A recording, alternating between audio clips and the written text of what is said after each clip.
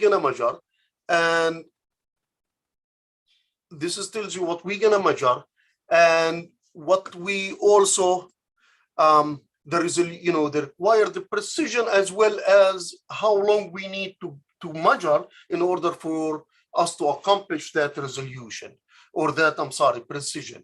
So this is for various things. One of the things we're gonna do that hasn't been done before is looking at the ozone, literally what we call it surface ozone, which is 0 to 2 kilometers, as well as we will look at it at the planetary boundary layer. So where am I? Go back to the right screen. Okay, now someone might ask, why is this important? Yes, well, it's significantly important because if you don't know how to analyze or measure the Earth atmosphere, you will have no luck in looking at Mars atmosphere or anything else. It's similar. The sunlight comes in, you know what the solar irradiance is, the incident solar radiation, and you want to measure back. Either if you put something on the surface of the planet, so you measure something after it interacted with the atmosphere, you know what came in, you measure what finally went through the atmosphere, you do radiative transfer, and you can pack the component of the atmosphere or the species within the atmosphere. So this is important because it tells you overall what are the species within the atmosphere. It tells you how they interact with each other, and how they, for us, for Earth, for example, what happens within stratosphere, troposphere, because there is still, it's not fully, understood or developed in terms of, you measure the nitrogen dioxide, how much of it is tropospheric, how much it is stratospheric, and so on. And with tempo, we will be able to separate the two components. So this also additionally obviously can give you some indication of how much pollution there is, though our interest is not based on pollution. Our interest is more science, so we will know exactly how stratospheric, tropospheric changes are happening, how changes are happening during the day. Because as I said, when you look in geostation and LEO, you can see Marrakesh once per day, but if you put something over Marrakesh, you can see it 16 times per day. So you can see it multiple times and understand how things happening during the morning, midday, and later on. And now tempo is building a significant heritage. In order for you to propose to NASA, you have to demonstrate that the instrument you want to build and you want to put in orbit is actually can work. And you have done this before. And our group have worked in GOM, Skemaki, and OMI, and have been doing all of these measurements that I'm showing you here between water vapor. I don't know if you can see my cursor, water vapor down the far left bottom, glycol, formaldehyde in the far right, the middle is glycol, ozone, stratospheric, nitrogen dioxide. So you can see we have done these measurements for all of the species from low Earth orbit. So there is significant heritage that we're building from tempo, for tempo. And in here, it's the same thing I talked about before, GOM1, Skemaki, ozone, OMI, and GOM2. On ARMS, it's a new NASA mission. I think was launched 2011, is still operating. Skemaki is no longer operating. GOM1 is no longer. OMI is still operating. GOM2 stopped in 2012. So this tells you in principle what kind of detector we are using. They are using what's the spectral and what the resolution and how often they were doing things daily. Please take in consideration, all of these are low Earth orbit. Tempo is the first, actually it's the second in the globe to be in geo, and I will talk about it. There are three of them. There is NASA Tempo, there is ESA Sentinel-4, and there is the South Korean GEMS. GEMS and Tempo are identical. We have been working together. They were able to launch a year before us. So there will be three instruments. Sentinel-4 will launch with us sometimes next year that look at the globe in a high spatial resolution. So if we look at all of these measurements we have done, just to illustrate how confident and how you have the experience in actually doing these things, we have done over 10 billion measurements of spectra over these things. So now I look at tempo, and this is how exactly it's going to look. Remember when I showed you the what's called the slit. So the slit is moving, and as it moves, you can see this is actually based on actual measurement done by OMI, I believe. So you can see we go all the way down to cover Puerto Rico, maybe Cuba City, Mexico. You can see the East Coast. You can see LA here. These are based on month of measurement from low Earth orbit put together to come up with this map. Now, if I look at TROP OMI, which I didn't mention before, it was just recently launched 2 years ago. It's a low Earth orbit instrument that's supposed to replace OMI. It's from ESA, and this looks at NO2 in 2018 field of, so if I take tempo and TROP OMI looks at this field of regard once per day, I collect all of their data for all 2018, this is what I get. So this is real measurement. This shows you LA, the East Coast, New York. So this, we will be able to do this once per hour. So we will be able to do this image once per hour rather than wait for the whole year to come up with something like that. Now, if I, obviously this is the field of regard, and the spatial distribution will vary from here to there to there. So here shows you the field of regard for various locations within the, the spatial distribution for various locations within the field of regard. So you can see it's 9.5 when we look at the center, and it varies, looking at exactly where we want it to be, where we were anticipating it was going to be 1. Right now it's 9.5. Washington, D.C., it's 11, 16, Seattle. As you can see, when it goes to the edges of it, things get, slightly bigger. But you can see for example, Mexico City, because it's way down, it's 7.7 kilometers square. So now if I look at LA and I take all of these observations I said and look at them all at once, this is what I get over a whole day, multiple months of observations from OMI. However, with tempo, we will be able, each one of these small square, we will be able to measure all of this thing within 1 hour, and the resolution will be this little square comparing to the big square we had before. And we will be able to do this once per hour. Now, someone might ask, okay, wonderful. So, but we could do this from Earth, from low Earth orbit. And yeah, that's true. We can do it from low Earth orbit. But as I mentioned before, we only from low Earth orbit, we can measure it 1 per day. So this is looking at OMI NO2 over the Texas Panhandle. So, so this is looking at Texas and Houston. So here, everything in this, Zahri or whatever, this color here is a model, because so this is a tempo OMI measurement. This is an OMI measurement. I'm giving you here tempo field, what we will be able to see. So if you look at this, you see that we only had one real measurement, here it is, and another real measurement, here it is, and we depend on models to fill in the gaps. But if we have something in geo, and we're looking at this in geostationary, we will have all of these data points instead of depending on models. And we will be able to tell how things vary during the day.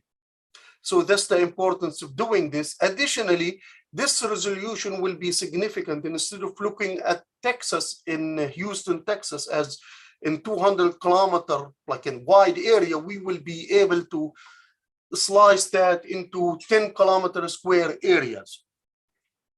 Additionally, as I said, when we are during the night, when we don't have sunlight, we will do calibration. We'll look at dark rate, we will look at the irradiance, we look at the, the solar spectrum.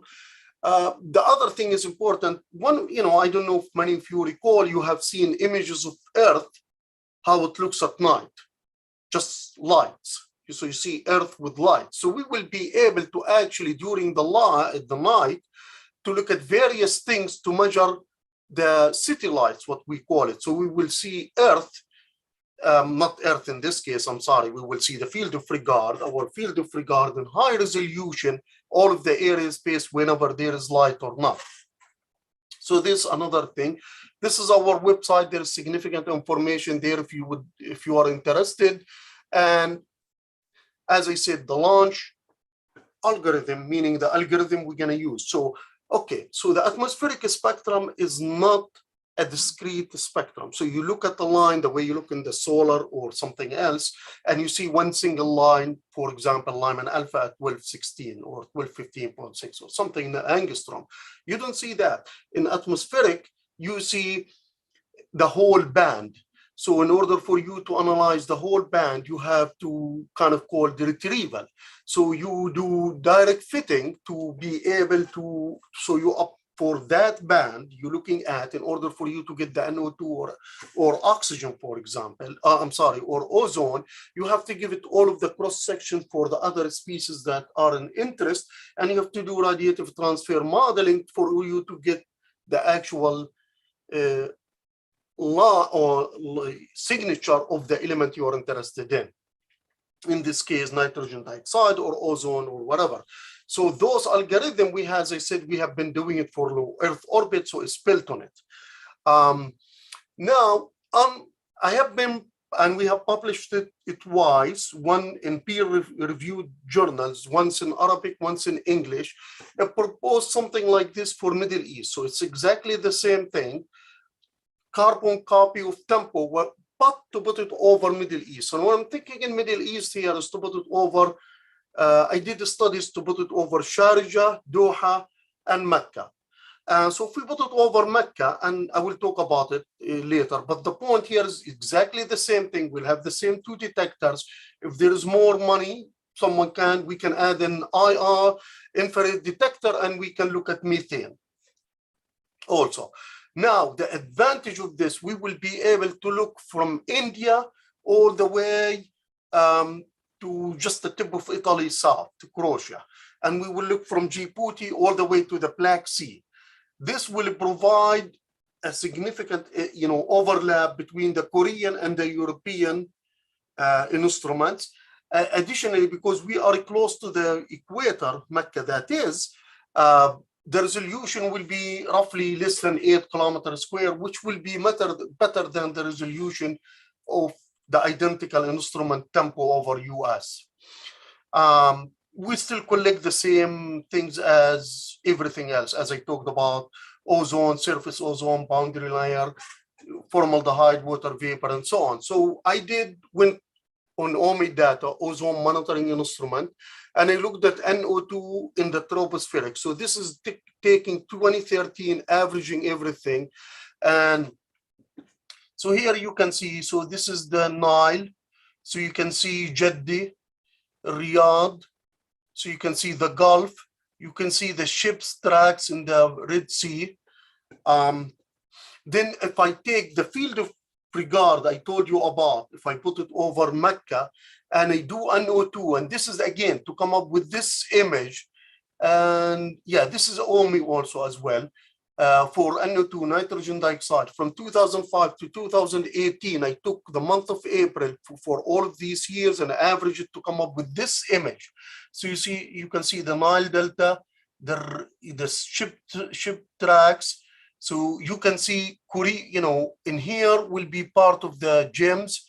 All the way here will be the Sentinel-4, the what do you call it, the OISA mission, and you can see the Gulf. So you will be able to resolve these, do this. So now if we do this, this is how it will scan. So now we will scan. I'm doing the same thing as before. However, I'm scanning this piece by piece. So this, we will be able to do this once per hour. Now, again, putting it at Mecca will be 7.9. Riyadh, Jeddah. So you can see how it changes from different parts within the field of regard. And still, because it's closer to the equator, we have the ground, the ground sample area, the ground pixel that I have is significantly small, smaller than that of tempo and within less than 10 kilometers. So if I look at Mecca, and this is what GOM 2 looks like. So when GOM 2 looks over Mecca, the yellow box, this is the spatial resolution that GOM 2 has. And if I look at OMI, this is what it has. If we look at tempo for Middle East, this is what it will have. It will have the small one. So these 4 red ones, they will have 4 of those. So it will be able to resolve NO2, SO2, water vapor, glycol, and all of these, and ozone on a scale of these spatial resolution. And we'll be able to measure this once per hour. Now, as I said, there's 3 instruments already been proposed, funded, and built, and 1 is launched, GEMS. GEMS and tempo are identical. Except we have 2 CCDs compared to them. They have 1. They were built by the same company, Paul Aerospace. They have been working with our group for the last 15 years. And it was launched, I believe, last year, or, this is 2019, but they were launched in late summer 22 or 21, something like that. I forgot, I'm sorry, I should look it up. And Sentinel-4 is supposed to be launched with us. Tempo is being launched next year. Now, if we take Tempo Middle East, and this is the field of regard, the area it will cover, and as you can see, it will overlap these 2 with the 2 instruments. And the only part of the globe that will be still need instrumentation will be South America and South Africa. Now, granted, we require countries to work together to build this instrument tempo for Middle East, but we might not want to wait for then, or we might want to think, okay, how can we do this from in situ, from an instrument, small things I can put it on the top of the building that has relatively the same thing. And I must stress the importance of doing this, because if you really do not understand and cannot do analysis of Earth atmosphere, you will have no hope in doing Mars or exoplanets or anything else. So there's an instrument called Pandora. It's a small spectrometer. It gets put on the top of the building with a sun tracker, and what it is, it can do direct sun measurement. So it doesn't, obviously, the sun comes down, it looks at it and can tell you what the oxygen, what the ozone is, what nitrogen dioxide, formaldehyde, everything. And it goes from 270 to 5 nanometer. In terms of wavelength, the window that covers. NASA has been building those, and they have been putting them across the globe. Roughly 2 or 3 of them, or 3, I'm not sure actually, 3 cost close to $100K. You only need to put them on the top of the building, connect them to power and internet, and they will send the data to Goddard Space Flight Center and to be analyzed. They are part of international network. They have them all over Europe. The European, the Korean, the Chinese have been buying them. This is a detailed, more sketch of it. I've been working with the NASA manager who's responsible for those, and he has promised me 2 to put in Middle East later on, once NASA's finished putting things within US. At this point, they're trying to put something to accommodate tempo, because we will do validation. What that means, we will measure it from space, Pandora will measure it from ground, and you can tell if things are working or not.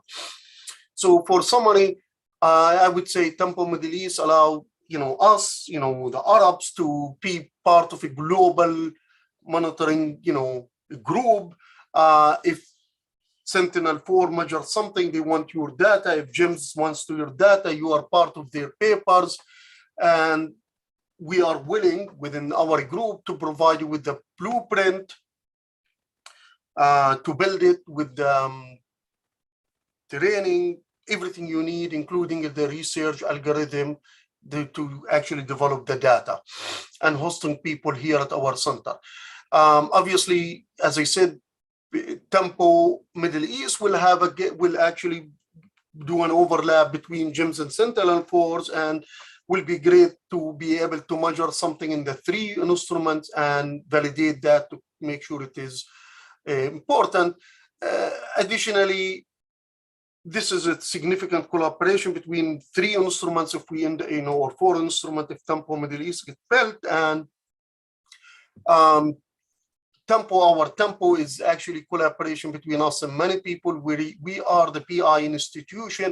However, we working with other groups to ask them to do validation for us. And I always finish my slides with this. Thank you so much for your attention, and I take your questions if you have any.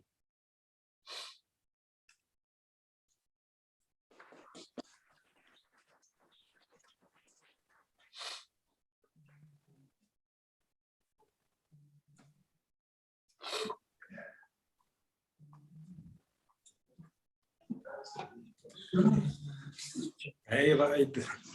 سلام أخي زهير، كيف أخبارك؟ الحمد لله، أهلا وسهلا ومرحبا. أهلا فيك. Thank you so much for participating with us. Oh, no worries.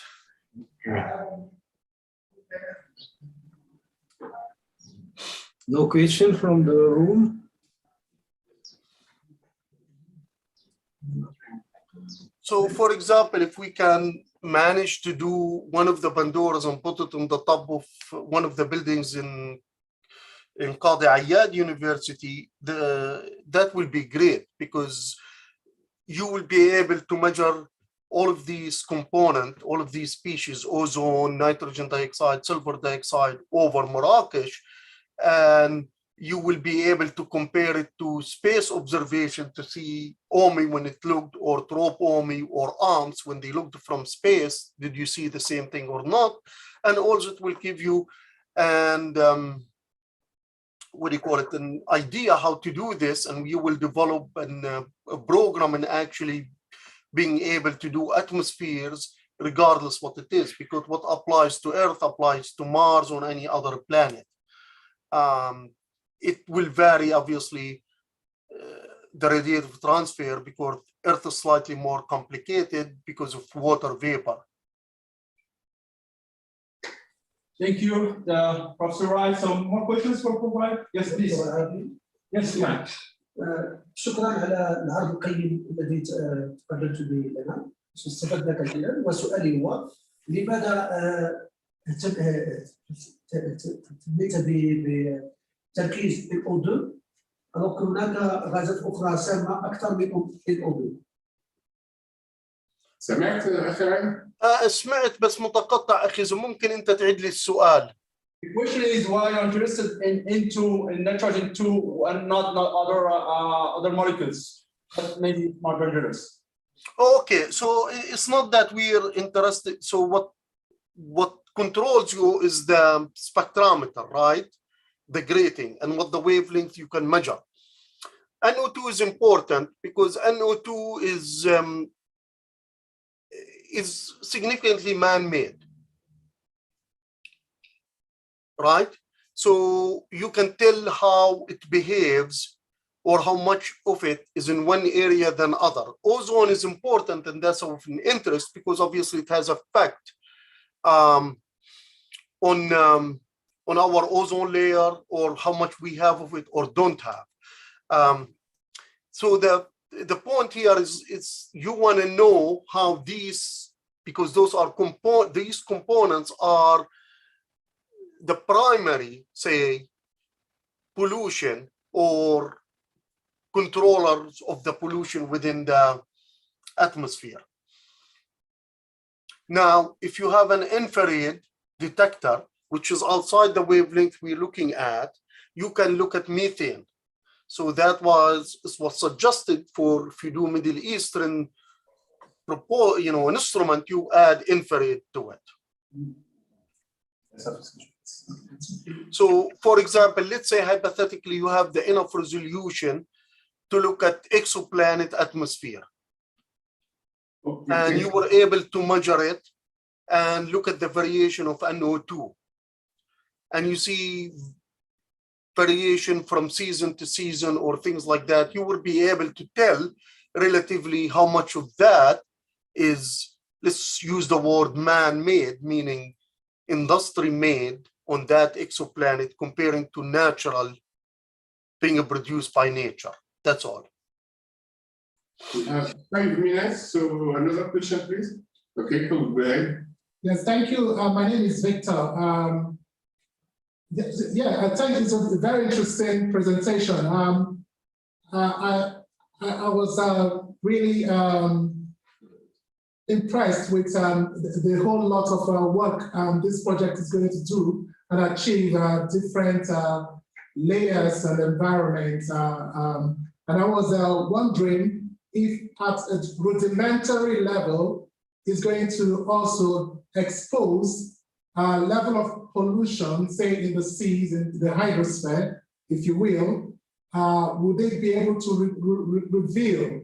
Because this is another layer, we have incredible, talk about man-made pollution, or natural pollution, if you will. Over. So your question, it will be able to expose the man-made pollutions, you said?